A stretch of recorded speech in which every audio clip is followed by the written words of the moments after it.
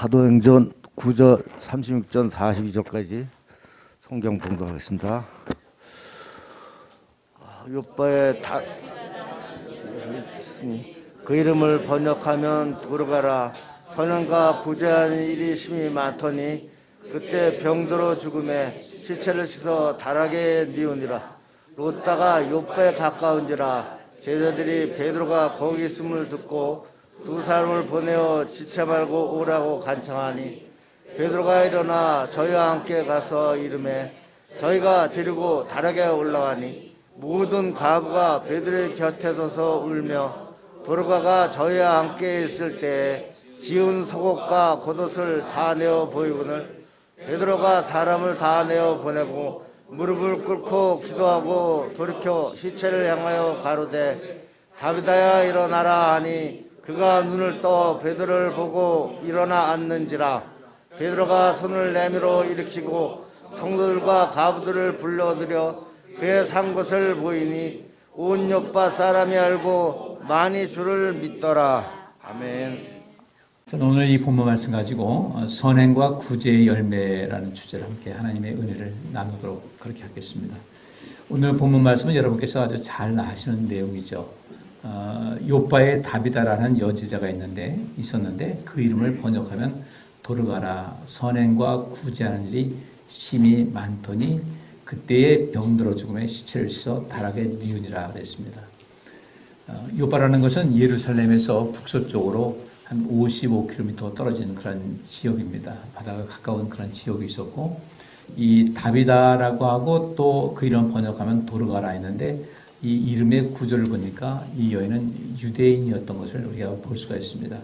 근데 이 여제자가 있다. 여제자라고 했으니까 그 당시 제자니까 굉장히 뛰어나게 하나님을 섬기고 또 모든 성도들을 섬기는 일을 많이 한 사람으로 우리가 볼 수가 있는데 그가 이제 선행과 구제하는 일이 심히 많았다고 했고 그때에 선행과 구제하는 일을 열심을 다했는데 그때에 병들어서 죽었어요. 시체를 씻어 다락에 뉘었는데 이 여인이 얼마나 많은 일을 했는지 그로 이 여인의 죽음을 통해서 낙심하고 가슴 아프고 슬퍼하는 사람들이 굉장히 많았어요.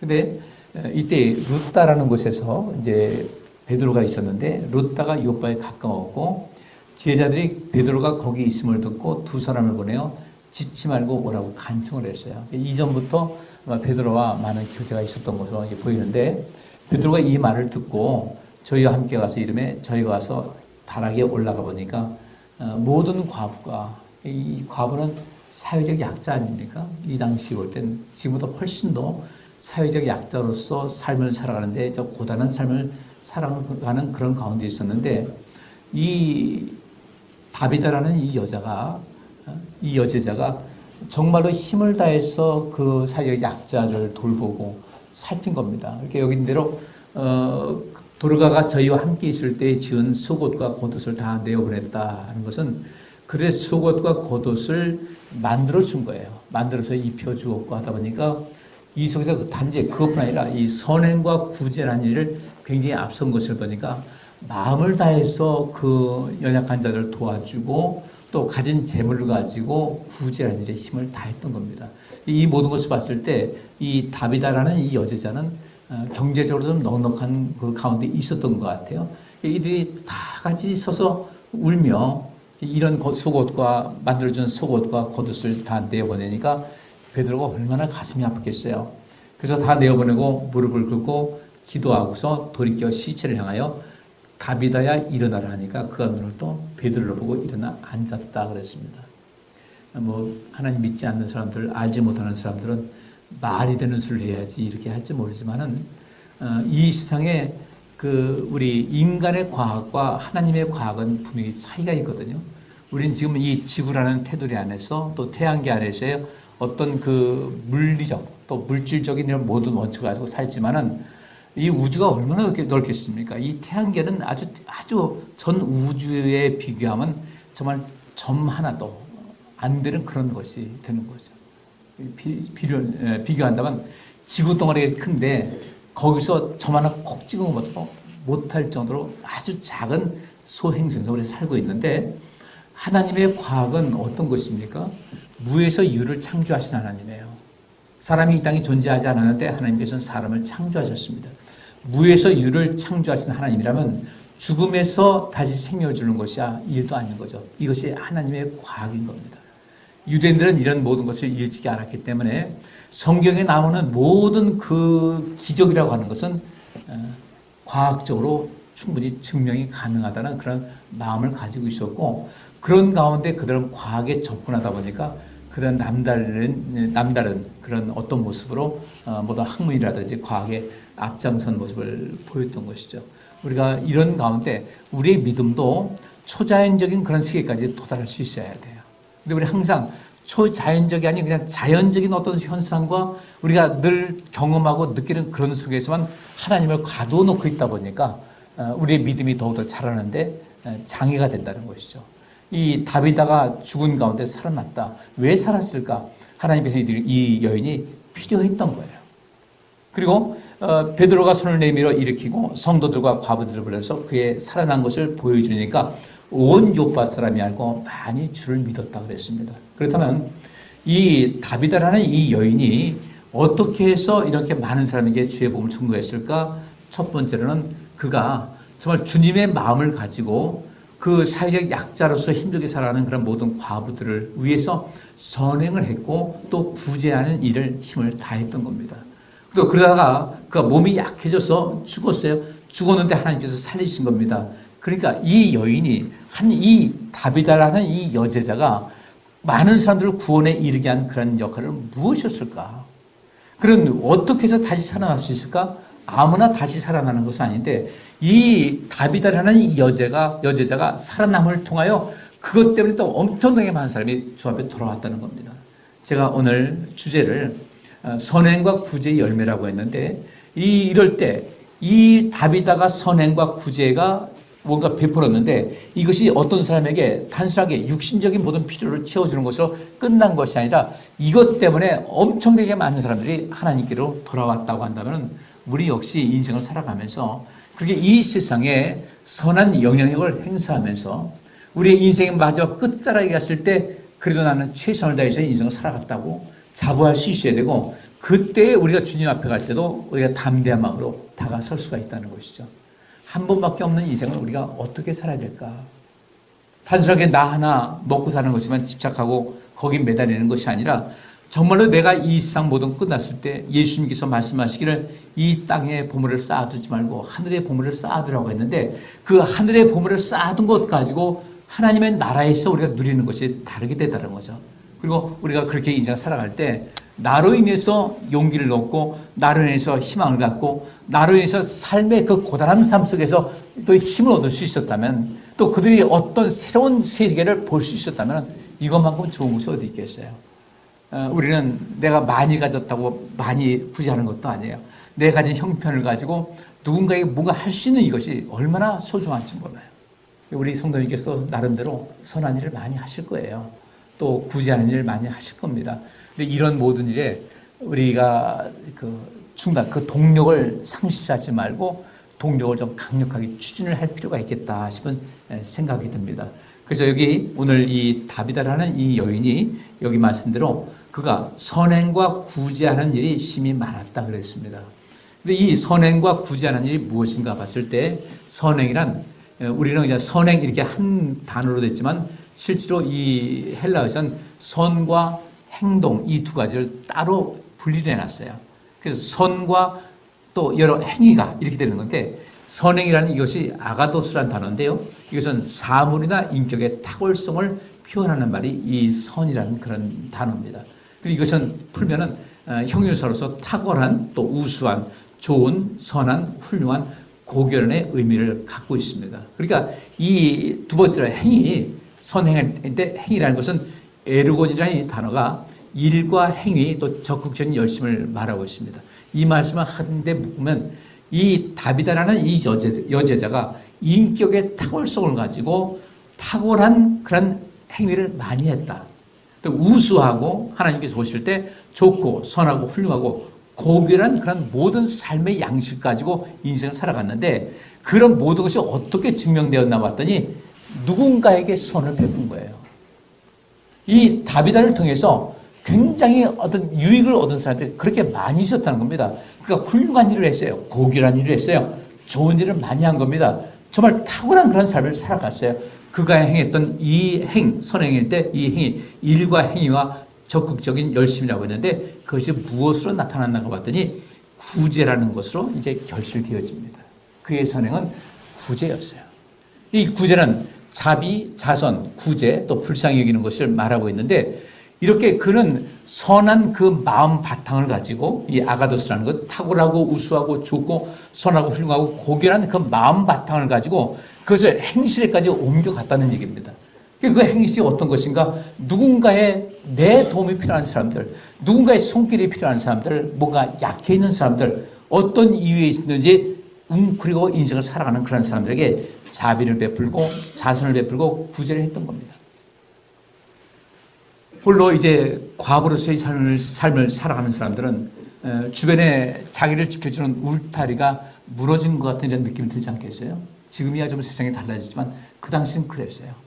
여성이 특별하게 나가서 뭔가 활동할 수 있는 그런 것도 여의치 않는데 그러다 보니까 자기도 고단하고 자기 자식들도 고단할 수밖에 없는 그런 상황이 있는데 이때 그 다비다라는 이 여제자가 자기가 가진 것을 가지고 자기의 가진 재능을 가지고 많은 봉사를 했던 거예요. 자기가 가진 재물을 가지고 나눠주기 시작했습니다. 또 자기가 가진 그 재능 가지고 뭘 했어요? 옷도 지어주고 그래서 살면 필요한 것을 모두가 채워준 겁니다. 그러니까 이 다비다라는 이 여자 제자를 통해서 그 많은 그 과부들이 거기서 위로를 받은 거예요. 아, 우리는 혼자가 아니구나. 나를 이렇게 챙겨주는 사람이 있는가 보구나. 근데 이 챙겨주는 그 사람이 누군가 봤더니 재능도 많고 재물도 많은 사람인데 이 사람이 자기들을 돌아보더라는 얘기입니다. 초기 교회는 많은 사람들이 가진 사람들이 못 가진 사람에서 기부를 한 겁니다. 땅도 팔고 내놓고 집도 팔고 내놓고 해가지고 그것을 교회에서 모아서 나눠준 것이거든요. 기부를 받고 받은 것을 나누는 그런 생활을 했는데 이것이 그 초기 교회의 큰 동력이 됐다는 거예요. 전에도 말씀드린 대로 이스라엘 백성들 나라가 망했습니다. 나라가 망했는데 사방팔방 흩어졌습니다. 옛날에 예루살렘 중심으로 있었는데 그 다음에 이제 억지로 바벨론에서 끌려가기도 하고 사방팔방 다 흩어진 가운데 있었는데 그들은 그런 가운데서도 낙심하지 않고 하나님께서는 우리와 늘 함께 하신다는 그런 큰 믿음을 갖고 있었습니다. 그리고 우리 민족이 하나님께서 우리를 부르신 우리 민족을 모세를 통해서 이끌어낼 때는 이 세상의 제사장 나라로 부르셨는데 그 제사장은 무엇인가? 첫째로 제사장이 하는 제일 첫 번째 임무가 뭐라고 그랬어요? 하나님 말씀을 가르치는 거죠. 그죠? 그 다음에 두 번째, 하나님의 사랑을 나눠주는 것이었어요. 나라는 망했어도요, 그들 핵심적인 그런 멤버들은 흔들림이 없었습니다. 다니엘이 그랬고 에스겔이 그랬습니다. 나라가 망했습니다. 많은 사람이 흩어졌습니다. 흩어진 가운데 그들은 유대인 공동체를 만들어서 무엇을 했을까? 이들에게 하나님을 소개해야 되겠다. 알게 해야 되겠다. 그럼 하나님 말씀을 처음부터 전할 때 그냥 말씀 가지고 하면 안 되니까 이들에게 어떤 감동을 줘야 되겠다 해서 그 지역사회, 자기가 머무르는 그 지역사회에 이 선행권, 이 구제 사업을 힘썼던 거예요. 그것이 오랜 역사를 진행하다 보니까 예수님께서 오실 당시에도 그 흩어진 디아스포라, 예루살렘 중심으로 사는 사람들은 민족주의가 강해가지고 우리 이 이스라엘의 독립만 외쳤는데 흩어진 사람들은 그렇게 하지 않았어요. 그 살고 있는 지역에서 많은 그 구제 활동과 자선 활동을 많이 했던 겁니다. 그러다 보니까 유대인들의 이미지가 굉장히 좋았던 거예요. 이 유대인들은 뜨거운 감자였어요. 이미지가 좋고 그들은 지혜가 있어가지고 또 선한 일을 하니까 하나님께서 얼마나 많은 복 주시겠어요? 경제적으로 넉넉하고 힘 있는 사람이 됐습니다. 그 당시나 지금이나 이 재물을 가진 사람은 어떤 힘이 있지 않습니까? 발언권도 높아지고 하는데 근데 그들은 그런 것을 인간적인 발언권 높이는 것이 아니라 하나님 나라에서 굉장히 많은 것을 했던 거예요. 그러다 보니까 그들이 저들은 어떤 사람인가? 저도 유대인인데 하나님을 열심히 섬기고 하나님 열심히 섬기면서 그 말씀대로 산다는 것을 알게 돼서 많은 사람들이 유대교에 돌아왔던 겁니다. 예수님께서 오셨어요. 그것을 가르치셨습니다. 죽으시고 부활하시고 승천하셨어요. 그리고 나중에 성령이 임했는데 왜 이 초기 교회 성도들이 그렇게 많은 것을 기부를 받아서 교회 기부를 받아서 많은 일을 선한 사업을 하고 배고픈 사람 주고 가난한 사람 나눠주고 어떤 물건이 있으면 같이 공용으로 통용해서 쉐어링하고 이런 일을 어떻게 할 수 있었을까? 바로 그런 자기의 그 조상들이 선배들이 어디 가든 그런 모든 역할을 하는 가운데 그들에게 선한 영향을 끼쳤다는 그 경험을 갖고 있었거든요.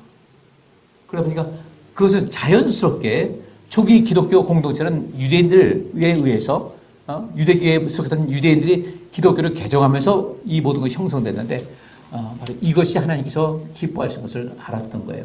초기 교회 그것부터 시작을 했고 그 다음에 신약 성경이 완성된 다음부터 기독교 교회가 어떻게 흘러왔는지는 잘 나와 있지 않습니다. 역사를 통해서 알아야 되는데 제가 쭉 역사를 살펴보니까 로마 시대에 왜 로마가 기독교를 그토록 핍박하더니 공인된 종교로 받아들였을까 봤더니 그 초기 교회 이후로도 로마 제국 곳곳에서 이들은 구제하는 일과 또 구제하는 일과 더불어 선교하는 일을 했는데 무조건 선교부터 한 것이 아니라 구제부터 시작하면서 그것으로 사람들에게 감동을 주었던 거예요. 기독교인 공동체가 있으면서 그들에게 먹을 것을 주고 여기 다비다가 그 많은 과부를 돌본 것 같이 사회적인 약자들을 돌본 것이 누구였는가? 기독교인들이었어요. 우리 선배들이 그렇게 했다는 겁니다. 그렇게 해서 결국은 이 로마를 그 핵심 그 세력으로서 자리할 수 있는 것이 기독교였는데 더 나아가서 그 노예들이 버림받았을 때 먹여주고 그들이 죽습니다. 죽으면 그를 장례 치러줄 사람이 없었을 텐데 그때 그 기독교에 지금같이 교회가 크게 있는 것이 아니라 흩어져 있는 모든 기독교인들이 그 단체를 만들어서 그들의 장례까지 치러줬어요. 얼마나 많은 감동이 있겠어요. 그러다 보니까 기독교가 서서히 이 저변을 넓혀가는데 나중에는 황제가 야 기독교인들 아니면은 내가 이 제국을 만들어가는데 어려움이 있겠다 싶어서 그들을 포용을 한 겁니다. 우리 성도님께서도 이렇게 이 선행과 그 어떤 구제에 대해서 관심 많이 갖게 되면 하나님께서는 바로 그렇게 말씀하지 않습니까? 우리 율법에 보면 뭐라고 합니까? 이 세상에는 가난한 자가 끊임없이 나올 수밖에 없다. 이 사회 구조가 그렇다는 거예요. 가난한 사람은 끊임없이 나타날 수밖에 없다. 그래서 누가 해야 될 것인가? 너희가 하라는 겁니다. 국가에 사는 것은 한계가 있다는 거죠. 너희들이 주변에서 어려움 당하는 사람들을 볼 때는 내가 이 세상 모든 사람들을 살리려고 한 것 같이 너희들도 그 역할을 감당해야 된다고 주께서 말씀하신 것이거든요. 그 일에 힘쓰게 되면 여러분 개인이 잘 되고 그런 교회가 크게 번성하고 크게 부흥될 줄 믿습니다. 우리 성도님들도 누군가에게 전도하고 싶은 사람이 있다고 했더니요. 그들에게 따뜻이 다가서라는 거예요. 먼저 내가 이 사람을 교회로 데리고 가야지. 그거 말고, 이 사람에게 필요한 것이 무엇인가를 해서 그 필요한 것을 채워주는 순수한 마음을 가지게 되면은 상대방이 그것을 알게 돼요. 자연스럽게 알게 돼요. 또 사랑의 빚진 자가 되니까 교회 앞으로 나올 수 있겠죠. 교회의 부흥은 무엇인가? 이웃사랑의 실천인 겁니다. 그 이웃사랑은 무엇인가? 원수를 사랑하라 하시는 말씀대로 그런 것이 아니라 우리 이웃사랑을 통해서 하나님의 사랑을 그들에게 알려줄 수가 있는 것이고 이웃사랑을 통해서 또 그들의 삶의 어떤 용기를 얻게 되는 겁니다. 그 이웃사랑은 전도에 있어 최고의 좋은 조건이 된다는 것을 아셔서 우리 지금 나가보세요. 전도 열심히 돌리잖아요. 효과가 없어요. 근데 중요한 것은 무엇일까? 어떻게 해야 이 모든 것을 할 수 있을 것인가? 개인적으로도 선교하고 구제, 선행 많이 해주시고 우리 교회도 그런 것에 초점 맞춰서 앞으로는 세상을 향해서 뭔가를 할 수 있어야 되겠다는 그런 마음이 듭니다. 이거 꼭 하셔야 돼요. 이 다비다라는 그 여제자, 이 여제자가 그렇게 많은 사람에게 감동을 주고 삶의 힘과 용기를 줬는데 그러다 보니까 그가 어떻게 돼요? 다시 사는 체험을 했던 거예요. 그 다시 사는 체험하니까 그것 때문에 요바에 있는 엄청나게 많은 사람들이 그리스도에게로 몰려오게 됐다는 거죠. 우리가 그 역할을 해야 될 줄 믿습니다. 나 때문에 올 수 있어요. 내가 그냥 가서 예수 믿고 구원받으세요. 그런 것뿐 아니라 내가 살고 있는 이런 삶의 환경, 내 주변의 사람들에게 많은 사랑을 베풀어 주라는 거예요. 굳이 구제가 필요하지 않은 사람들이라 할지라도 그들에게도 삶에 어떤 필요한 것이 있을 것이거든요. 따뜻한 사랑을 주든지 해가지고 이 영혼을 구해야 되겠다는 마음을 가지고 하는 것, 이게 진정한 전도인데 우리 교회가 그래서 앞으로 더욱더 힘을 얻을 수 있기를 주의 이름으로 축복합니다. 이웃사랑이 바로 이 전도의 가장 큰 핵심 도구다. 이웃사랑이니까 어떤 우리가 의무를 주어서 이웃을 사랑하시기 바랍니다는 것이 아니라 왜 이웃을 사랑하라고 주께서 말씀하셨을까? 결국 생명 살리는 도구라는 거죠. 하나님 사랑과 이웃 사랑이, 이것이 율법의 가장 큰 가르침인데, 율법을 주신 것은 이스라엘 백성들 하여금 온 세상 향해서 하나님의 제사장 역할을 맡기는 것이거든요. 제사장은 무엇입니까? 하나님을 떠난 그런 사람들을 화목케 하는 것인데, 그 이웃사랑이라는 것은 그렇게 우리가 전도하는 데 있어 굉장히 중요한 요소고 생명을 살리는 것에 큰 역할을 하는 것이다. 그런데 이 다비다의 사건을 보니까 그것이 아주 여실히 드러나고 있지 않습니까? 왜 초기 교회 때 그렇게 나눔과 구제와 자선의 그 사업을 그렇게 힘썼을까? 그로 말미암아서 초기 교회가 엄청나게 부흥할 수 있었던 거예요. 그때 비로소 사람들은 야, 이것이 사랑이구나.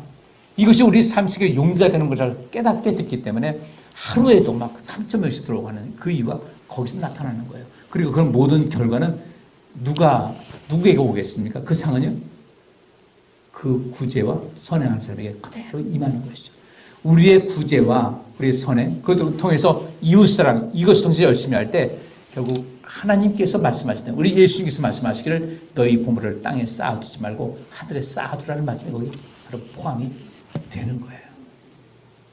함께 이루어나갈 수 있기를 주의 이름으로 축복합니다. 어떻게 될 것인가? 그리고 그 구제가 여기 있는 말씀 보니까 선행과 구제하는 일이 심히 많았다. 이 다비다 또는 돌아가라는 이 여제자를 통해서 했는데 그 가득했다. 구제하는 일이 심히 많았다고 할 때 심히 많다는 것이 플레이스라는 단어가 쓰여지는데요. 가득한, 충만한, 완전한, 충실한 이런 뜻이 있습니다. 굉장히 열심히 했던 거예요. 우리도 우리 가진 것을 가지고 참 많은 것을 할 것이 있어요.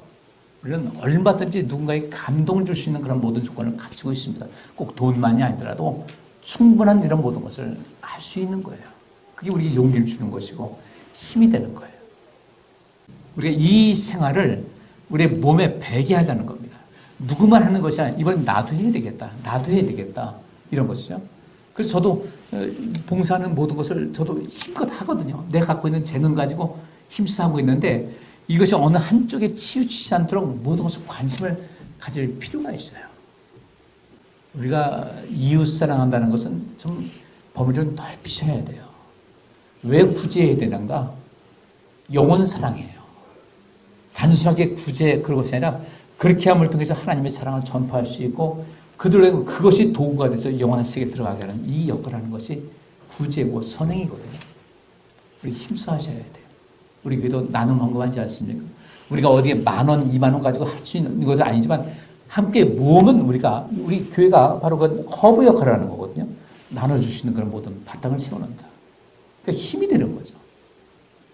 이 일을 우리 성도님께서 개인적으로도 그렇고 교회적으로도 그렇고 힘써 감당하셔서 이 다비다가 다시 살아난 것 같은 놀라운 복이 여러분 삶에 충만할 수 있기를 주의 이름으로 축복합니다. 그 다음에 이제 이 고넬료라는 그 사람이 나옵니다. 이렇게 해서 베드로가 요빠에 와가지고 다비다를 살렸어요. 살렸는데 그 다음에 다 어떤 일이 있었냐면 바로 이어지는 겁니다.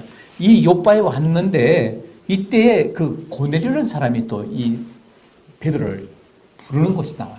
여러분 잘 아시죠? 고넬료 여기 사도행전 10장 1절부터 6절 보니까 가이사랴에 고넬료라는 사람이 있으니 이달리아데라는 군대의 백부장이었어요. 이방인입니다.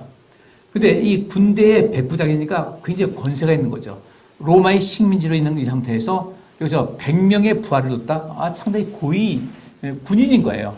근데 이 사람이 경건하여 온지로 더불어 하나님을 경외하며 백성을 많이 구제하고 하나님께 항상 기도했었는데 이때 뭐라고 하고 있습니까? 여기 4절 보니까 고넬료가 주목하여 보고 두려워 가로되 주여 무슨 일이니까 천사가 가로되 네 기도와 구제가 하나님 앞에 상달하여 기억하신 바가 되었다. 너는 지금 사람들을 요빠에 보내서 베드로라는 시몬을 청하라 하면서 그들에게 이 복음의 원래 그 본 의미를 알려주시는 이 베드로를 초청하라고 이 말씀이 나옵니다. 그리고 이 고넬료는 이방인들 가운데 최초로 성령을 받고 놀라운 역사를 이룬 그런 사람이었어요. 근데 무명의 사람이었습니다. 근데 성경이 이 사람을 기록하고 있어요. 그런 경건을 했습니다. 온 집으로 더불어. 우리 성도님들, 우리 가족들에게 이웃사랑 이상 가는 사랑을 베푸셔서 여러분이 우리가 가정에 전부 다 이 신앙의 맞이잖아요. 그럼 우리 가족 식구들에게 이 따뜻한 사랑 줘서 우리 엄마 때문에 우리 아빠 때문에 난 예수를 믿습니다. 꼭 기억하셔야 될 줄 믿습니다. 우리 주님께서는 이 고넬료에게 하신 말씀이 내 기도와 구제가 하나님 앞에 상달하여 기억하신 바 됐다. 이 기도가 어떤 기도였습니까? 구제와 관계된 기도였어요. 이 사람은 누군가를 위해서 기도할 때 저 사람 도와주세요. 기도만 한 것이 아니라 어떻게 한 거예요? 구제를 한 거예요. 어떤 사람도 그럽니다. 아유, 제가 기도 많이 하고 있습니다. 근데 그 사람이 지금 먹고 사는 것도 힘든 사람이에요. 기도 많이 하고 있습니다. 그만만 할 것이 아니라 뭘 줘야 돼요? 뭔가 챙겨줘야 되는 거예요. 기도하는 것을 퉁치면 안 돼요. 그런 데서 우리의 삶을 어떻게 할 것인가? 이런 그 나눠주는 이것이 하나님께서 기뻐하시는 예배가 된다. 하나님께서 기뻐하시니까 복 주시겠어요? 안 주시겠어요? 당연히 주시는 것이죠. 복은 거저 오는 것이 아닙니다. 어떻게 행하느냐에 따라서 모든 것이 오는 것인데 교회 안에서나 세상에서나 이 모든 것을 온전히 나눌 수 있기를 주의 이름으로 축복합니다. 그럼 모든 것이 온전하게 되는 거예요. 앞으로도 그런 삶을 살아서 여러분들 때문에 많은 사람들이 살고 힘을 얻고 또 하나님께로부터 더 많은 복 받아서 더 큰 일에서 이 땅에서도 많은 사람들에게 높임받고 주님의 나라에서 큰 상으로 영원한 영광이 있기를 주의 이름으로 축복합니다. 기도합니다. 하나님 감사합니다. 선을 행함과 나눔에 대한 말씀을 살폈습니다. 우리 모두도 그 일 행해서 다비다와 같이 고넬료와 같이 주님께로부터 다르다 칭찬받고 주님께로부터 복을 얻는 또 그래서 더 큰 일을 감당할 수 있는 복된 삶을 살아가게 하여 주옵소서. 예수 그리스도 이름으로 기도하옵니다.